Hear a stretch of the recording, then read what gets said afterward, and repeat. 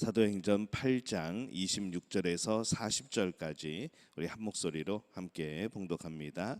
주의 사자가 빌립에게 말하여 이르되 일어나서 남쪽으로 향하여 예루살렘에서 가사로 내려가는 길까지 가라 하니 그 길은 광야라.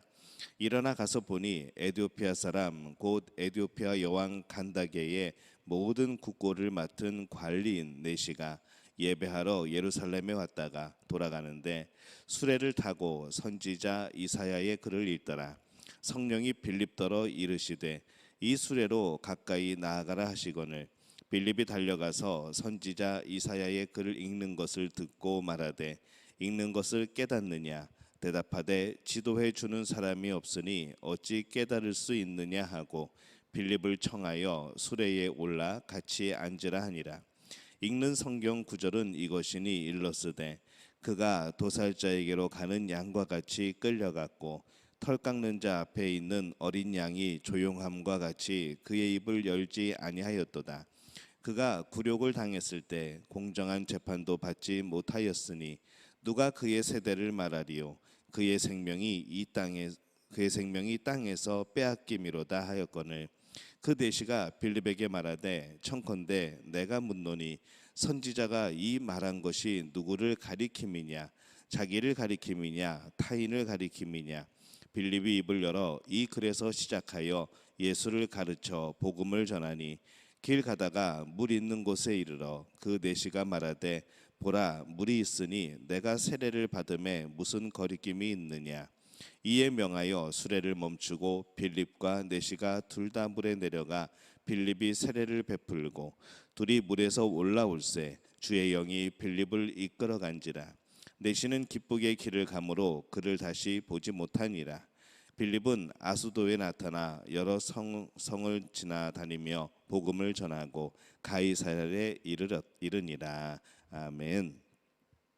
할렐루야. 하나님의 은혜가 오늘 새벽에 하루의 첫 시간을 주 앞에 드리는 우리 믿음의 가족들에게 함께 하시기를 예수님의 이름으로 축원합니다.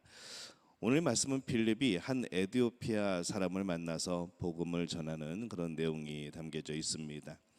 오늘날 이집트 남쪽의 지역에 해당되는 이 에디오피아에서 여왕의 재정을 맡아서 관리하는 사람을 만나게 됩니다. 그는 일찍이 성경을 접하였고 또 하나님을 믿는 사람이 되었죠.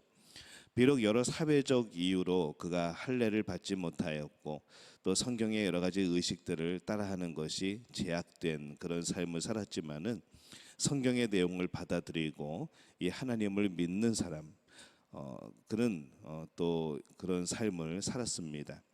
내시였을 가능성이 높은데 어쩌면 그래서 완전히 또 개종을 할 수 없었을 그런 사람일 수도 있습니다. 근데 그가 이 에디오피아에서 예루살렘까지 이 성전의 순례의 길을 온 것을 보면은 그의 신앙이 굉장히 또 깊은 것을 알 수가 있죠. 그렇게 마음은 하나님의 사람이지만 몸은 그렇지 못한 면이 많이 있는 또 그런 사람이었습니다. 근데 이 하나님께서 그 한 사람을 긍휼하게 여기십니다. 그래서 이 빌립을 보내셔서 그를 만나게 하시죠. 이방인 중에 처음으로 믿음을 갖게 되는 이 구체적인 내용이 나오는 것이 바로 오늘의 그 말씀입니다. 이 복음은 예루살렘과 또 온 유대와 또 사마리아와 땅끝까지 전해져야 되는데 이 에디오피아 사람에게 복음이 전해짐으로 인해서 이 땅끝에 복음이 전해지는 그런 맛보기 같은 또 그런 좋은 이제 케이스가 되는 그런 역할을 하는 것이죠. 이 헬라 제국이나 이 로마의 입장에서 볼 때는 이 땅끝이 어딘가 하게 될 때에 그 땅끝은 에디오피아, 이 아프리카 쪽이 아닌가라는 이제 그런 생각들을 했습니다. 그래서 이 땅끝까지 복음이 전해지는 그것을 맛볼 수 있는 바로 그러한 모습입니다. 이 빌립이라는 한 사역자 그리고 에디오피아의 한 사람의 만남은 참 우연인 것 같지만은 우연이 아닌 하나님의 계획과 섭리였던 것이죠. 정말 중요하지 않을 것 같은 이런 관계였고 만남이었지만은 정말 그것은 중요한 만남이었습니다. 그 둘의 만남은 하나님께서 철저하게 예비하신 만남이었고 또 둘이 만남으로 이 에디오피아 사람이 세례를 받게 되는데 그가 가고 있던 길은 광야 길입니다. 물이 흔한 곳이 아니죠. 그런데 정확히 물이 있는 곳에서 에디오피아 사람이 깊이 깨닫고 또 세례를 받고자 하는 그런 마음이 생깁니다. 그곳은 아마 이후에는 광야를 넘어서 이제 사막에 들어가는 길이기 때문에 이제 세례를 받을 수 있는 마지막 물일 수도 있습니다. 그래서 이 에디오피아 사람의 입장에서 보면은 이 모든 면에 있어서 그들에게 복음이 전해진다고 하는 것이 이 참 불가능한 일이고 어려운 일인 것을 우리가 알 수가 있는 것이죠. 그런데 하나님은 그 한 사람을 또 주목하시고 그 한 사람을 긍휼히 여기십니다. 그래서 빌립을 보내시고 그에게 복음을 전했는데 어떤 장애물도 이 복음 앞에서는 장애물이 되지 않는다는 것을 오늘 말씀을 통해서 우리는 발견하게 됩니다. 이 빌립도 에디오피아 사람도 둘이 만나게 될 것을 생각지 못하였고 또 만나서 어떤 일이 일어날지 그들은 몰랐던 것이죠. 그러나 이 둘 다 하나님의 인도하심을 사모하는 사람들입니다. 그러한 두 사람을 하나님께서 만나게 하셔서 이 복음의 모든 장애를 한꺼번에 뛰어넘고 또 그 장애를 막힌 담을 무너지게 하는 놀라운 진리의 그런 사실을 또 우리 눈앞에서 보여주고 계십니다. 이 예루살렘의 성전 예식에 직접적으로 이 에디오피아 사람이 참여하지는 못했지만은 아마 이방인의 뜰에서나마 잠시 그가 참여하였고 또 그것이 하고 싶고 또 그렇게라도 참여하고 싶어서 이 먼 거리를 그가 왔습니다. 이제 그렇게 모든 것을 마치고 이제 돌아가면서도 그는 이 하나님의 말씀을 읽고 가는 것이죠. 28절에 보면은 돌아가는데 수레를 타고 선지자 이사야의 글을 읽더라 이렇게 기록을 하고 있습니다. 굉장히 말씀에 열정적인 사람입니다. 우리가 이 흔들리는 수레에서 글을 읽는다는 것 이것이 쉬운 일은 아니죠. 우리가 달리는 차에서 핸드폰만 쳐다봐도 굉장히 멀미가 나고 어지러운데 이 돌아가는 수레에서 이 선지자 이사야의 글을 이렇게 읽어가는 그런 모습을 보면서 이 사람이 얼마나 열정적인 사람인가 또 하나님의 말씀에 대해서 얼마나 또 그렇게 따르는 그런 사람인가 우리가 발견할 수가 있습니다. 에디오피아의 높은 관리에게 이 빌립이라는 보통 사람이 또 말을 거는 것이 또 상황적으로는 그렇게 쉽지만은 않았을 겁니다. 그러나 말씀을 읽고 있었고 그 말씀의 의미가 궁금하던 참이었기 때문에 빌립이 그에게 다가가 말을 건네었을 때 그는 기꺼이 이 빌립을 자신의 수레에 올라타게 합니다.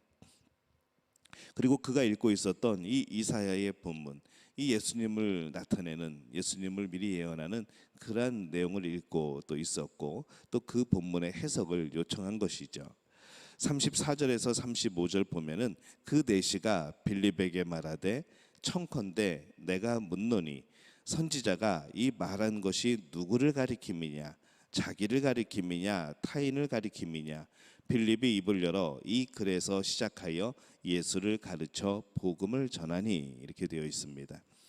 빌립은 그 말씀의 의미를 잘 해석해 주었죠. 그것이 예수님이라고 그것이 우리의 구원자시라고 그분이 우리를 살리셨다고 그렇게 복음을 전합니다.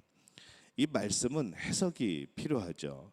말씀을 읽을 때에 그것의 본래 의미가 무엇인지를 연구하는 것이 바로 이 성령의 인도하심을 받는 길입니다. 본래 이 성경이 우리에게 말씀하시고자 하는 그런 의미를 깨닫고 그 말씀이 오늘날 나의 삶에 어떻게 적용되어지고 나의 삶에 어떻게 하나님께서 말씀을 하시는지 이것을 잘 묵상해야 우리는 이 성령의 인도하심을 받고 살아갈 수가 있는 것이죠. 만약 이 말씀의 본래 의미를 연구하지 않고 이 성령의 인도하심을 받는다고 말한다면은 그것은 성경의 저자이신 이 성령 하나님을 무시하는 그런 태도가 될 겁니다. 이 에디오피아 사람은 빌립을 만남으로 인해서 성경에 대한 바른 해석을 듣게 되었고 그래서 그는 이제 확실한 믿음에 예수 그리스도를 향한 그 복음에 그는 이제 깨닫게 되었고 또 믿게 됩니다. 말씀에 대한 바른 해석을 하게 될 때에 하나님께서 본래 그 말씀을 주신 목적을 이루게 되는 것이죠. 우리가 항상 이것을 기억해야 될 필요가 있습니다.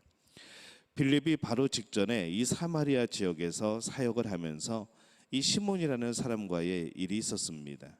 이 이 시몬이라는 사람, 이 마술사였던 그는 잘 따르는 것 같았지만은 또 세례도 받았지만은 근데 그의 관심은 오로지 기적이었던 것이죠.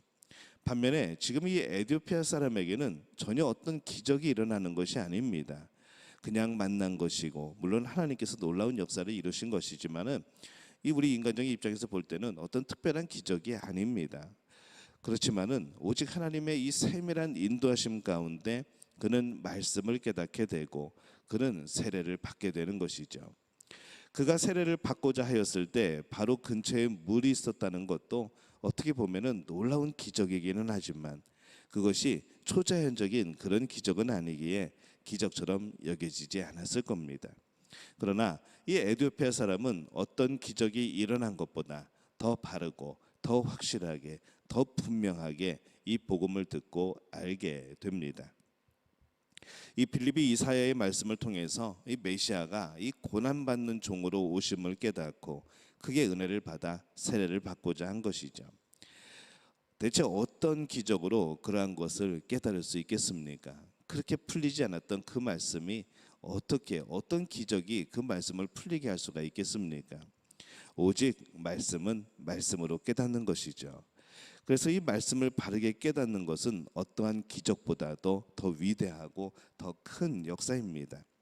기적은 하나님과의 인격적인 만남을 이끌지 못합니다. 그러나 이 말씀은 하나님과의 인격적인 깊은 교제가 가능한 것이죠. 그래서 우리는 더욱더 이 말씀으로 하나님을 만날 필요가 있습니다. 이 말씀을 통하여서 하나님을 만남으로 어떤 기적보다 더 실제적이고 더 풍성하고 더 놀라운 능력을 경험하는 겁니다. 오늘 이 빌립과 에티오피아 한 사람의 만남에서 이 복음의 가장 중요한 측면을 우리가 여러 가지로 볼 수 있게 됩니다. 복음은 모든 장애물을 무너뜨립니다. 또 복음은 말씀으로 이루어지는 것이죠.